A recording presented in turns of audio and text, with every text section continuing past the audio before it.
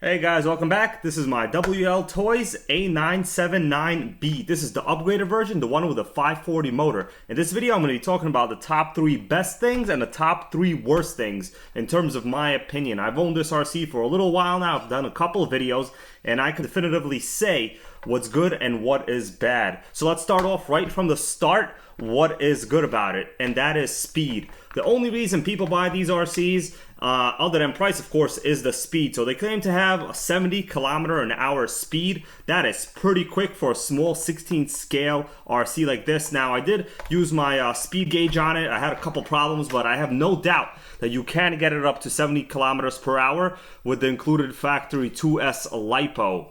As you can tell, it has a huge motor. This is a 540 size motor. Generally, these are bundled with 10th scale vehicles. So, of course, this is really overpowering for this RC. The next best thing is price. So these are really cheap. They are about $60 to $70. You can pick them up in a ready-to-run kit, and you'll basically have everything you need to run.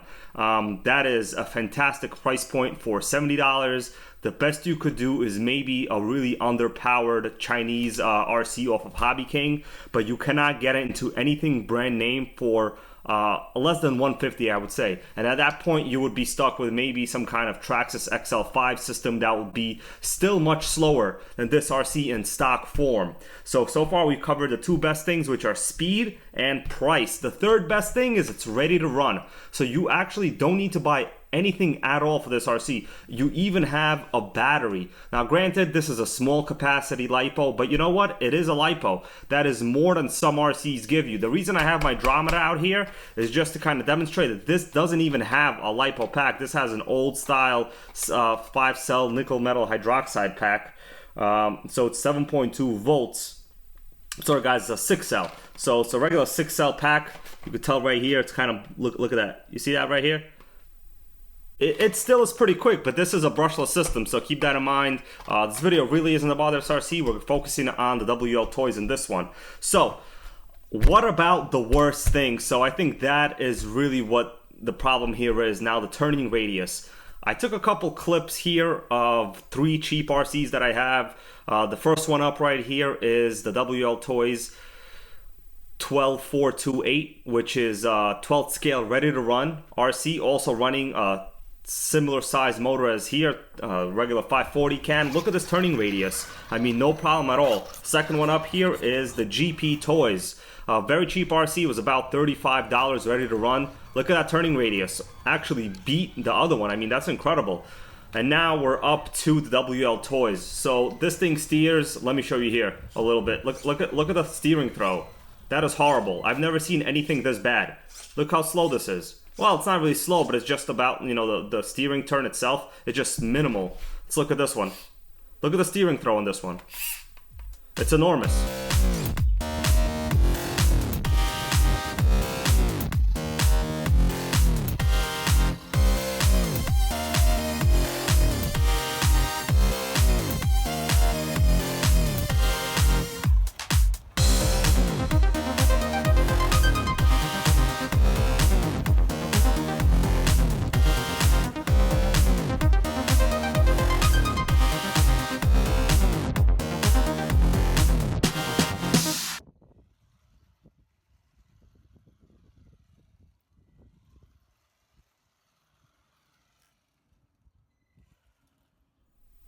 So as you can see in the video right here, it took WLTOYS A979-B a longer distance to turn than its larger counterparts. Now that's kind of ironic because a smaller vehicle technically should cover less distance in terms of the turning radius. That is almost always the case. But you know what? Not with this one. So steering, that's going to be an issue. The next thing I've noticed, and it's kind of important to me because it affects a lot of the driving characteristics, is the chassis flex. So as I take this RC this way, all I have to do is bend it a little bit. Look at that chassis flex. The battery is literally bending in and out. I mean, this is just incredible. You know, look at that. Just incredible chassis flex.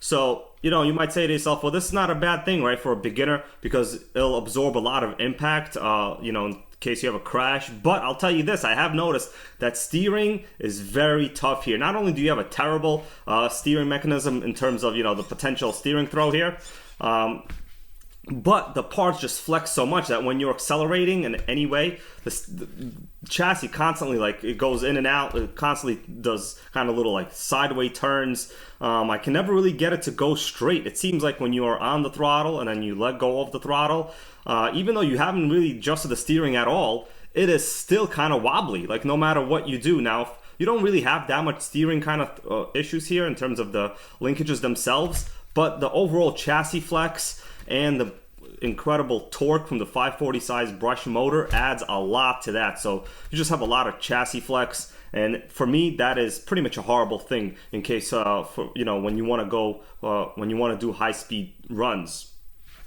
The last thing, and this is actually very important, is the overall quality. Now I gotta say that the issue is here in terms of upgradability. So in this particular car, I've had to resolder the battery connector. It was poorly soldered, and there were a lot of connection issues all the time. The RC would just randomly turn off, and to this day I am still having an issue with the remote. So sometimes I turn it on. Right now it's not doing it, but it'll start beeping randomly. Right now it's not beeping on its own, but sometimes I turn it on, it beeps, and it doesn't even connect, and the car itself just goes to full throttle even though it's binded correctly. I don't really know. It seems to happen like every other run.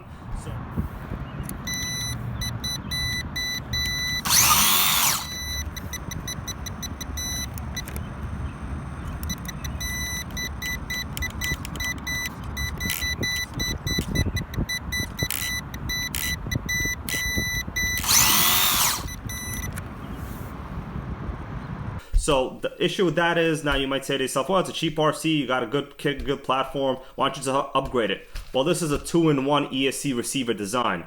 So if I wanted to upgrade the receiver, which I have plenty of, I would also have to change the speed control. Problem is, then I would have to get a brushed speed control. My only other choice would be to convert to a brushless system.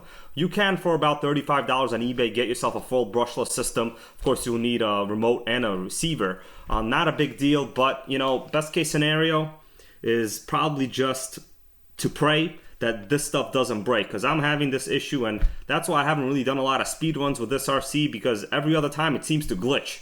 Not running a 3S in here, I'm running the regular battery. I don't know what's going on with it. There doesn't seem to be, it's not interference for sure. It's just something with the remote. I've already disassembled the whole remote, and there's really nothing I could find in there. It's fine. Right now it's not glitching.